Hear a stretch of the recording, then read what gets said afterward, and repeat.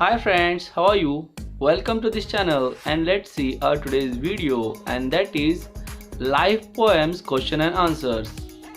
तो बच्चों इस वीडियो में हम सॉल्व करने वाले लाइव पोएम के activities like warming up questions, margin questions as well as English workshop activities. So let's start. First, warming up activities. First question, there are many popular lines like life is a game, play it well. जीवन एक खेल है, इसे अच्छे से खेलिए. Life is a journey, keep going ahead. जीवन एक यात्रा है, हमेशा आगे बढ़ते रहिए. Discuss and write down a few such metaphorical lines about life. You can make them up yourself. तो ऐसे ही मेटाफोरिकल लाइन्स के बारे में डिस्कस कीजिए या फिर आप खुद ऐसे लाइन्स बना सकते हो. सो ये answers: life is a roller coaster, it has ups and downs. Life is a mystery. We don't know what will come next. Life is a recipe. We can make it or spoil it. Life is an onion. When we peel its layers, sometimes it makes us cry. Life is what we think. Second question. Prepare as many acrostics using the word life as you can. Two examples are given below. तो बच्चों नीचे दो acrostic के example दिए गए जो life इस word के ऊपर बनाए गए.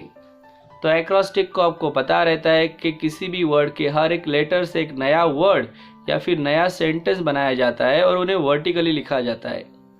तो यहाँ पे दो एक्रोस्टिक ऑलरेडी हमें बना के दिए, जैसे live in freedom ever and liberty, integrity, fraternity, equality.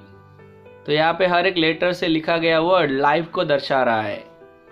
तो यहाँ पे और दो एग्जाम्पल्स हम बनाने वाले हैं, जैसे लवली, इंटरेस्टिंग, फ्रेंड्स, एवरीवेयर, और उसे ही कहेंगे लाइफ. और last one, live in full energy, उसे भी कहेंगे लाइफ.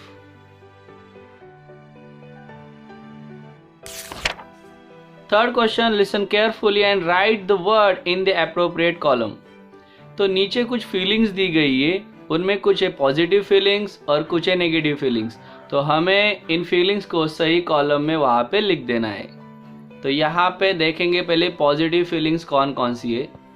तो hopeful, happy, surprise, loving, cheerful, excited, comfortable, peaceful, enthusiastic, motivated, inspired, ये सारे के सारे आएंगे पॉजिटिव फीलिंग्स में.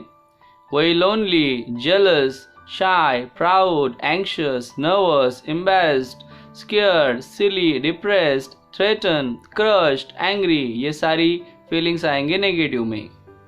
तो बच्चों इसके ऊपर एक सवाल किया गया है कि note that it is possible to feel both kinds of emotion at the same time. Have you experienced it? Try to describe the situation in short. तो यहाँ पे इसका मतलब है कि ध्यान दे, एक ही समय में ये दोनों प्रकार की भावनाएं महसूस करना संभव है, पॉजिटिव या फिर नेगेटिव भी. क्या आपने कभी इसका अनुभव किया है? अगर किया है तो शॉर्ट में उस सिचुएशन को बताने का प्रयास करें. तो हाँ बच्चों, ऐसा बहुत बार होता है जब कभी हम पॉजिटिव भी फील करते हैं as well as we feel negative. Yes, I felt both kinds of emotion at the same time when I had gone to the singing competition. It was my first time, so I was nervous as well as excited for what if I win. तो चलिए बढ़ते हैं margin questions की तरफ. तो पहला सवाल है, व्हाट डू द सेजेस से. तो सेजेस का क्या कहना है. तो यहाँ पे ये याद रखिए बच्चों, सेजेस का कहना अलग है और पोएट का कहना अलग है. तो सेजेस का कहना ये है बच्चों, the sages says that life is a dream that is so dark. वही पोएट का कहना ये है कि life is not a dream that is so dark. ठीक है, तो आपको ये आंसर कहीं पे अलग दिखेगा तो क्लियर कर लेना. Second, what does the rain often foretell. तो बारिश अक्सर क्या भविष्यवाणी करती है. फोरटेल का मतलब है भविष्यवाणी करना, भविष्य बताना. तो आंसर है the morning rain often foretells a pleasant day.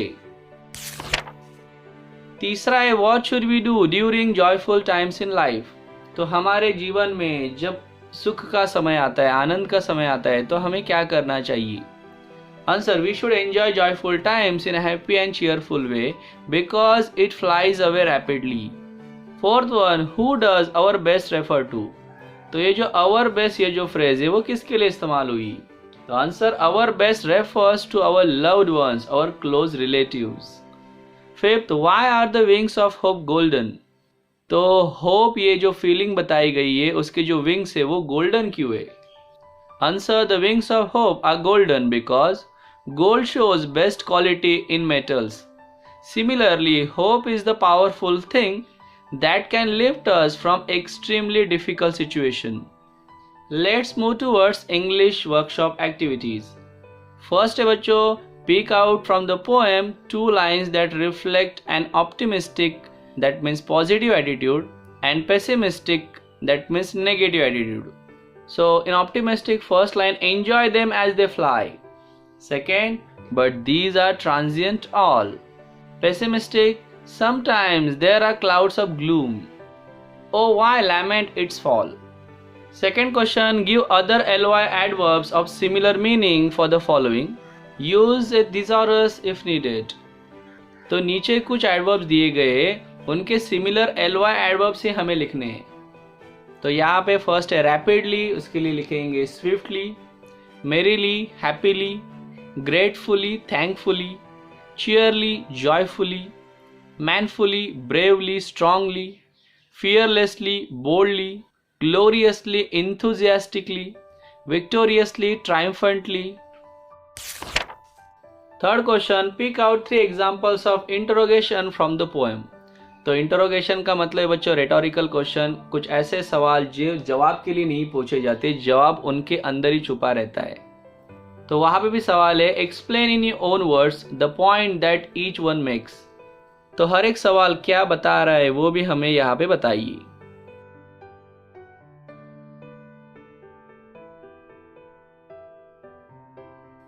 तो इसे ढूंढना बहुत ज्यादा इजी, जहां पे भी क्वेश्चन मार्क दिखे वो लाइन होगी इंटरोगेशन रेटोरिकल क्वेश्चन की. खाली उसका एक्सप्लेनेशन हमें समझ के लिखना है. सो पहले O why lament its fall. तो यहाँ पे एक्सप्लेनेशन है we should not express grief और lament when the roses falls. मतलब फूल जब गिरते तो हमें फूल गिरने का दुख क्यों मनाना चाहिए, क्योंकि वो खिले थे, मतलब कभी ना कभी तो वो गिरने ही वाले थे. Next, what though death at times steps in and calls our best away. यहाँ पे इसका एक्सप्लेनेशन है we should accept the fact that death has taken our beloved person away from us. तो ये हमें मान लेना चाहिए कि हमारे घर का जो कोई बिलव्ड पर्सन था अब जा चुका है. अब हमें बहुत ज़्यादा दुखी नहीं होना है. हाँ, हमें उसे याद करना है, लेकिन पूरी ज़िंदगी दुख में नहीं गुजारनी, क्योंकि जब हम दुख में रहेंगे तो अगर वो इंसान हमें कहीं से देख रहा है तो वो कभी खुश नहीं रहेगा. What though sorrow seems to win over hope a heavy sway. इसका एक्सप्लेनेशन है we should be hopeful when we would be surrounded in sorrowful situation. मतलब कितनी भी बुरी कंडीशन क्यों ना हो, कितनी भी दुख से भरी कंडीशन क्यों ना हो, हमें हमारे होप को, आशाओं को नहीं छोड़ना चाहिए.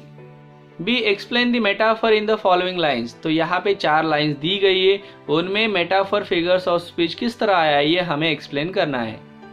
तो मेटाफर फिगर्स ऑफ स्पीच क्या है, जब किसी की कंपैरिजन किसी के साथ विदाउट एज और लाइक की जाती है तब वहाँ पे रहता है मेटाफर फिगर्स ऑफ स्पीच.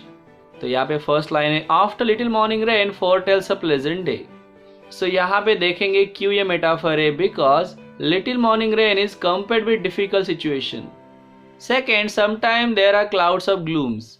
तो यहाँ पे आपको पता चलेगा कि clouds are compared with gloom और sadness. The shower will make roses bloom. तो यहाँ पे देखिएगा shower is compared with happy atmosphere. तो जैसे ही खुशहाल एटमॉस्फेयर बनता है फूल खिलते, रोजेस खिलते. Life sunny hours fleet by. तो यहाँ पे लाइफ के जो सनी आवर्स है are compared with enjoyable moments in life. C pick out 4 examples of personification. Write what is personified in each.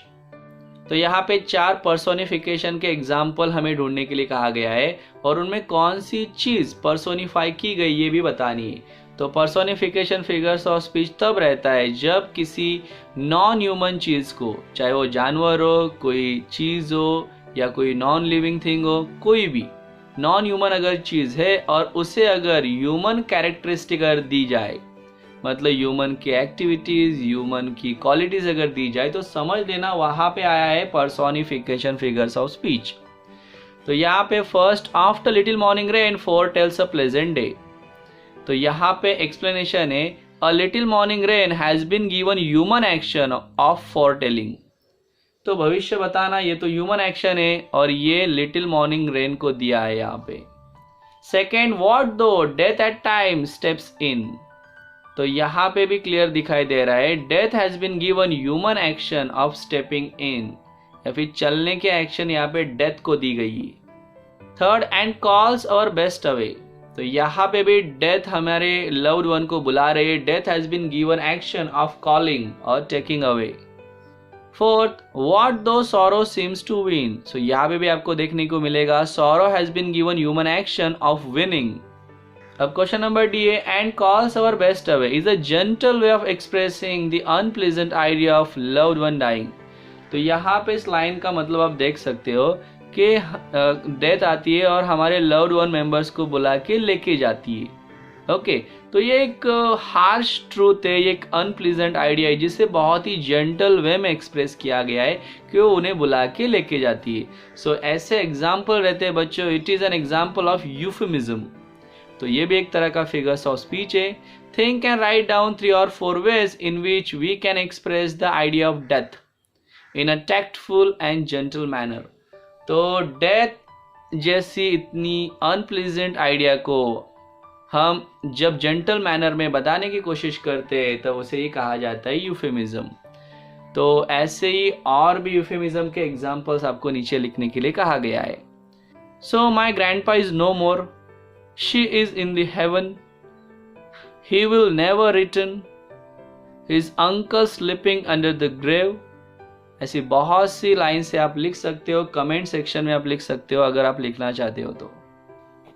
And fourth question, and that is how I realise that courage and hope can help me overcome any major mishap problem in life. तो यहाँ पे ये हमें एंडिंग दी गई है। Write an episode experience from your own life that leads to the above conclusion. तो ऊपर जो कंक्लूजन दिया है उसके ऊपर हमें हमारे लाइफ का एक एक्सपीरियंस लिखना है। तो एक्सपीरियंस तो बच्चों आपको पता है कि वो तो हो चुका है, इसके लिए वो सारा का सारा एक्सपीरियंस आएगा पास्ट में। स्टार्टिंग में आपको देना है उसे टाइटल, तो मैंने यहाँ पे टाइटल दे दिया है। आप चाहो तो ये वाला एक्सपीरियंस लिख सकते हो, ये बस इमेजिनरी एक्सपीरियंस है, ऐसा कुछ मेरे साथ तो हुआ नहीं था। अगर आपको ये एक्सपीरियंस पसंद आए तो नीचे कमेंट ज़रूर कीजिए। अब लास्ट क्वेश्चन है बच्चों, हमें रीड करने के लिए कहा गया है, लेकिन क्या रीड करना है? द सम ऑफ लाइफ एक पोएम है जो लिखी है हेनरी वर्ड्सवर्थ लॉन्गफेलो ने। तो यहाँ पे आप पोएम देख सकते हो, अगर आपके पास समय है तो उसे रीड कर लेना। तो बच्चों यहाँ पे हमने कंप्लीट किया 1.1 लाइव पोएम के सारे activities, warming up, margin questions and English workshop. I hope कि आपको सारे के सारे क्वेश्चंस और आंसर्स एक्टिविटीज समझ में आ गए होंगे। अगर कुछ डाउट है तो नीचे कमेंट ज़रूर करना। Thank you so much for watching the whole video and subscribing this channel. Keep studying. Bye bye.